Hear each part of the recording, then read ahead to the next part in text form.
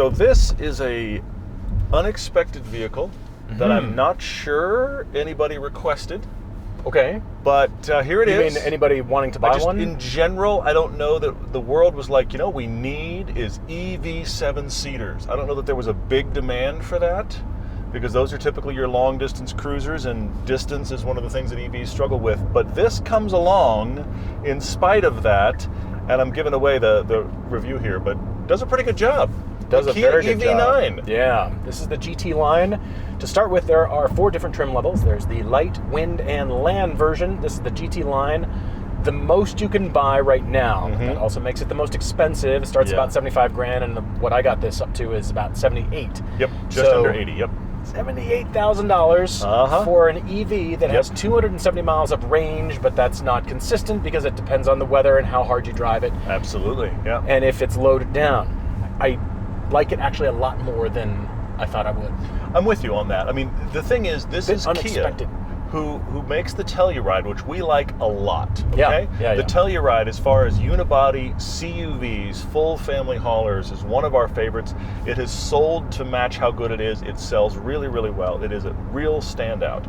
So for Kia to then try to steal from themselves, so to speak, to make a 7-seater of approximately the same size but all EVs feels like a strange move. And I'm with you. I came in skeptical, and also skeptical because large EVs typically don't end up working out all that well, like really big EVs. It's like, I'm not sure this is working. Yeah. Honestly, this makes a real case for the benefits of EVs. Yeah, it does. Great cars, great roads, and all the reasons we love to drive. Road trips, comparisons, test drives, and podcasts. This is Everyday Driver. I was thinking about the size and the weight of this thing, and how where we're at in technology, where we're at with battery packs. Yep. They're heavy. Yep. They're big. Yes. To get good range and good charging, you've got to have a bigger one at this point in time. And so this car weighs 5,800 pounds, like almost 6,000 pounds. Yes. It's more than my Expedition. It's a lot. But the charging is actually pretty easy. It's 800 volt architecture, and I found it to be quite easy to use. Every part about the EV9 has just been friendly and easy because it feels like a real car that just happens to be an EV. I agree with that, yes. Every other EV on the planet feels like we're all about making an EV first, different interface and look, a huge screen, and we're really trying to make it an EV and kind of forgetting that it needs to be friendly and usable and easy to drive and comfortable. Look, we're behind a Sequoia, which is big, but this is about the same interior space as that. This has more interior space, and that has a huge footprint. That's one of the real problems with a lot of the times when people start to make big things, that they don't make them all that efficient in use of space. This has excellent space. The second row has almost Suburban style second row space in a vehicle that's not the size of a Suburban. That is a big victory. We haven't measured this, but I read that the 70 mile an hour interior noise is like 58 or 60 dB. It is quiet. And it is. It's if nice. we just sit here for a second, hard for me, surprisingly quiet. It's really nice. And the thing you hear about with EVs, the fact that the car's quieter and there's less vibration and those things that can be a benefit, all of that is on display here very, very well in something, to your point, that feels very normal otherwise. Just normal usable, not even normal boring. Just like, oh, this all works and I like it and it's very nice and I enjoy being here. These seats are fantastic. They are great. The second row captain's chairs are every bit as good as these front row seats with they'll do just about everything you can imagine. It's because it has the relaxation package. Yes, it does. Ooh. Must relax. Everybody must relax. Must relax, yes. If you had a gas engine in this, that's the metric. Take powertrain out of the equation, and is the vehicle good? Does it do what it's supposed to do? Imagine, it's big enough to have a V6 or a whatever. Totally. Yes. Imagine a gas-powered engine under here. Maybe it's a hybrid, maybe it's just straight gas engine. Sure. This would be good. I'd like it. Yeah. It'd probably move just fine, and it's comfortable, and it looks like a normal car, just a normal SUV, modern, a lot of amenities, well thought through, new updates, different tech, but it just feels like a car. but now it's actually an EV. Now you start to get into, this is kind of interesting. There's some good benefits here. 270 miles of range is not great. The other trim levels have much better range, especially the rear wheel drive only, so the single electric motor, that has much greater range, up to 304 is what I could find. A little over 300, yes. And it doesn't have the greatest range possible, but it's decent. And for this segment, which is practically non-existent, the Lucid Gravity will come along, but this is a great buy. Full-size 7-seat EV, it's kind of by itself. Yeah. One of the things that helps, and I've talked about this forever, we all talk about range anxiety because the problem is the infrastructure to get the range back isn't fast enough. That's slowly getting better as well. We have high-speed chargers now here in our local area, and a big level 2 charger will charge this approximately 100 miles in 10 minutes, approximately. It's going to depend on all the variables that come with charging systems, but that is what they're targeting. But they will do an 80% charge in like 20-25 minutes, which is pretty good. If you get the full 350 kilowatt, now you might not be able to find that in the area, it might not be working. These are all the unknowns, but they have at least set this up to be as fast as they can in the current infrastructure, and that theoretically is only going to get better. It depends a lot on how you're going to use this vehicle. If you're going to use it as your family hauler kind of commute and errand vehicle, pick up the kids, get the groceries, that kind of stuff, I actually think EV might be the better way to go. If you're doing the cross-country trip thing, that's why you buy your 7-seater. I don't know that EVs are there yet. I think it depends on that usage. I agree. You're going to obviously add difficulty to your cross-country trip, but if you're charging at home at night and you're doing errands, why not? And the big thing for me about this, if I think about that kind of usage, that kind of daily usage, I actually think that Kia may have done a first for me. Okay. I have never had an EV that we have driven from a manufacturer where I would pick the EV over some of their traditional cars. Oh. But I think I might pick this over the Telluride. Really?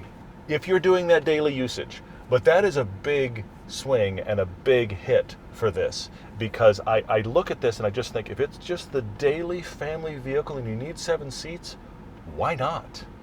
I have gotten nothing but compliments driving around, talking to neighbors. They've seen it, they like the looks.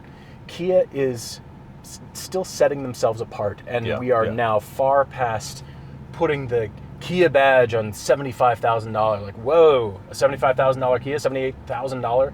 Yes. It's not that anymore. Kia has very much come into their own design language. Holy crap. Hi, good to see you, sir. Okay. All right, logging trucks are here. Where is he coming from? There's no logging near here. He's on like a road trip with logs. There's no foresting near here. Anyway, sorry. I'm baffled. Kia has this great design language because they don't have anything they're really beholden to. The front is called the digital tiger nose. They do have a cool pattern, and they have 12 LED lights that are quite different and make you think, oh, this is a car full of technology, which it is. But they work very well, and they give the car character. Yeah, I agree. Yeah. So you walk around, there's no feature on the hood. It's just one blank slab. Everything is about the wheel arches. And if you want something to look robust and it's substantial and it carries people and goods, by the way, this tows 5,000 pounds. Which is excellent, yes. You concentrate on the wheel arches. So all the design language is, of course, the rocker to ground it, and then the wheel arches, it's got a pretty wide stance. And that Kia design language, you think, this angled line, where does it end? It now defines the wheel arches. And they look really good. Everywhere else on this, it's not boring, it's just very pulled back, which is a good thing. And boxy means luxury, right? Absolutely it does now, yeah. And the lights front and rear are also at the very corners, therefore emphasizing even more the width of the vehicle. Yep. So it has this substantial presence that many SUVs do not, and it's good looking, and it now is defined. This is the Kia look. Then you jump into the interior, and again, doesn't matter what kind of powertrain this has. Do you feel like it's interesting and comfortable and easy to use? It's a compliment about this interior. It doesn't matter what drives it. In here, it's just interior. I still don't know that I like the large deck of cards here that's being used for shifter, which now also hides the power button. It's not on the dash. It's here on the deck of cards shifter. There is an EV power symbol that I think you discovered this. If you have the wheel turned the wrong way, you'll never find it. It took me a long time. You've got to look through the gap in the steering wheel and go, oh, it's a power button with EV on it. Our friend Jordan at Out of Spec calls this the torpedo for your drive modes. Yes. See, the park is at the very end. Yes, I agree. It actually is pretty intuitive, and it doesn't have to be so overly gimmicky, but it does work well. And we've gotten used to these hoodless screens now in other vehicles, not just Kias and Hyundais. True. The HVAC controls are front and center. It's very intuitive. The thing that isn't intuitive and the thing that I don't like is the haptic controls that is part of the trim piece, and you just get the words right here embedded. And so if you have a hand resting on the instrument panel while you're trying to do something on the screen, I guarantee you your wrist will hit one of these buttons. You're probably right, and it will screw you up, and you'll go to some different menu. You can't do that. You'll learn very quickly. So I'm not the haptic fan, and it seems like the whole instrument panel sort of clicks. It's a giant button for each of these. I don't like haptics anyway, and this execution we've seen on other Kia and Hyundai vehicles, and it's not the right execution. It looks very clean, but usability-wise, they should either just be buttons or they should be moved somewhere else. Yeah.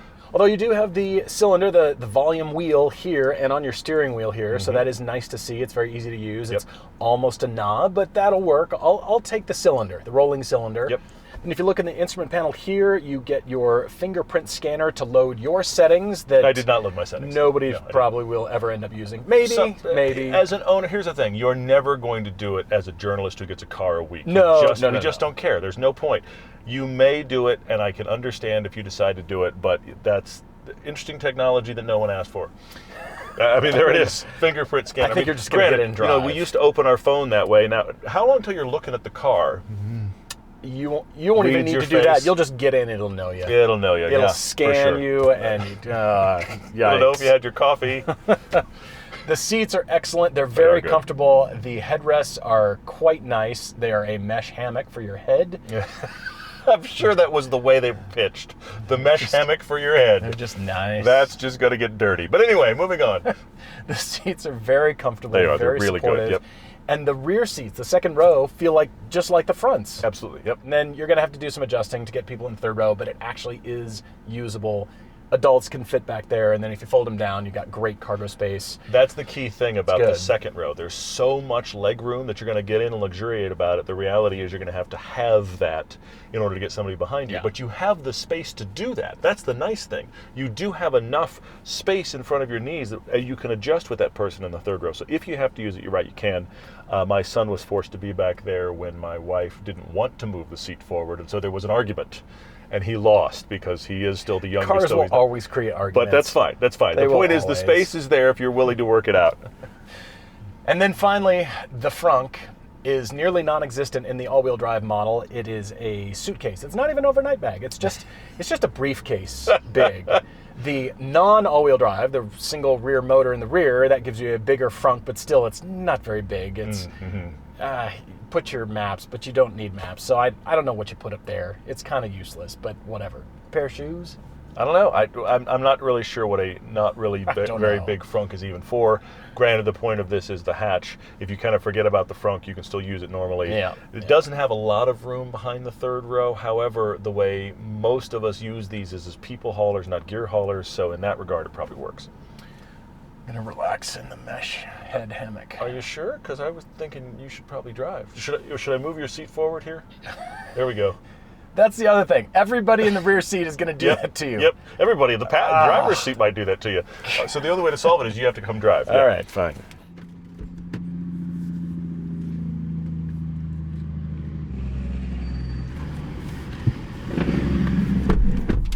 Smoothly roll away. Yes, and quietly roll away. All the benefits of EV are on display for sure. Look, you get the camera for lane changing. Yeah, you do. The Kia thing. I can't believe nobody else has done that yet. I'm sure they patented it. I agree. All right, full power. Full power, this is 376 horsepower? 379 horsepower, 516 pound-feet of torque. Exactly. This is, it's not 1,000 horsepower. And this, for me, is right in the sweet spot of what EVs should need to be. Yes, you don't need a whole lot more power, and it's still quicker than most every other car on the road. You can just pass everybody. 0 to 60 in the mid-4s. Fine. Mid-4s for a 7-seater. We don't that weighs need almost faster. 6,000 We don't pounds. need faster. That's plenty Yes. of power, and it delivers in that perfect fashion of an electric instantaneous reality. So, yeah, you don't need any more. Your drive modes are on your steering wheel, center position, so you can go to drive mode. Ooh, sport. Sport. You did that without even being sporty. That's how fast this is. Yeah, you weren't even sporty at all. Well, now we're getting after it, aren't we? Got curves coming up. This is good. I should got to figure out. Maybe I'll do the cooled seat. You're doing cooled seats? Yeah, why not? It's got them. I know. It's got seats and massage. I know. Memory. All of the above. It's all good. You can find yourself going pretty quick. Yep. Daily triples are a factor into EV9 ownership. You can easily do that. And the whole point of this is not that it's so great to drive. It's just comfortable. It's doing the things that you bought it for. You can. And all of their material, actually, Kia is targeting the EQS, which is the large SUV electric from Mercedes, and the Range Rover as their reference points. Now, those are vehicles 2+ times more expensive than this, and those are what they're calling out as their targets. That is bold. And that is possibly a bridge too far, but that shows you what Kia is looking at here. And also, handling-wise, this does surprisingly well. It does well, you're right. There's no feel, let's not pretend there's feel, but it gives you some confidence and some good traction. There was one test that happened with this where it almost got a 0.9 G in a slalom. Got like 0.87. That's impressive. Which no SUV should get that high. So the fact that it got that high, that means these tires and this whole architecture is doing really, really well in all-wheel drive trim. It works. The thing I keep coming back to with this is it just works. And the fact that it's an EV is not a downside, it's a positive. Unless you're doing monster road trips. And that makes this a victory. Yeah, agreed. The ride quality on the EV9 stuck out to me. It's comfortable. It doesn't have adaptive suspension. It's just heavy and it's well sorted. And in sport mode or normal cruising or eco, it's so comfortable.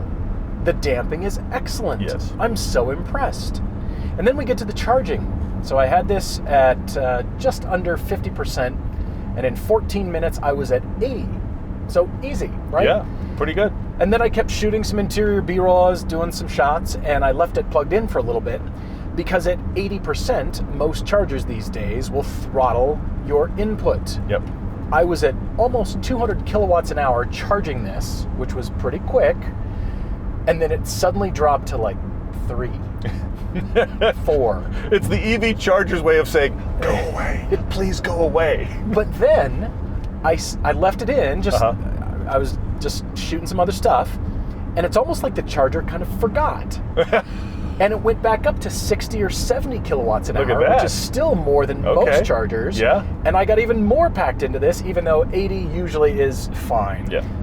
It does take a lot longer to charge the battery, past 80%, and everybody now is just recommending about 80% for most But batteries. the fact that you went from less than 50 to 80 in 14 minutes is the key thing there. I mean, that does make it the kind of thing where you can stop for coffee and you can end up with a car that's mostly full. I mean, if you own this, you're probably charging it at home, and that is the great coup of an EV. You plug it in like you did your phone, it's charged all day. And while I don't like that almost $80,000 price, the reality is, and I can't believe I'm saying this, the reality is, if you're buying a family vehicle now, you're probably spending 50 plus. And this is more expensive than the Telluride, which we very much like, but then of course this has EV discounts on top of the price, and then of course you're not buying gas, and so if you're charging it at home, chargers out in the wild are more expensive, but if you're charging it at home, you're probably saving yourself money there, so you have to do the math yourself. I don't like how expensive this is, but it's competitive and it's good for the price. I'll take this over the Land Rover and Mercedes. I'll take this. I agree with you, yes. The fact that they have made something that I might choose over something I already like in their stable in the Telluride, that is the thing that continues to shock me. It's impressive.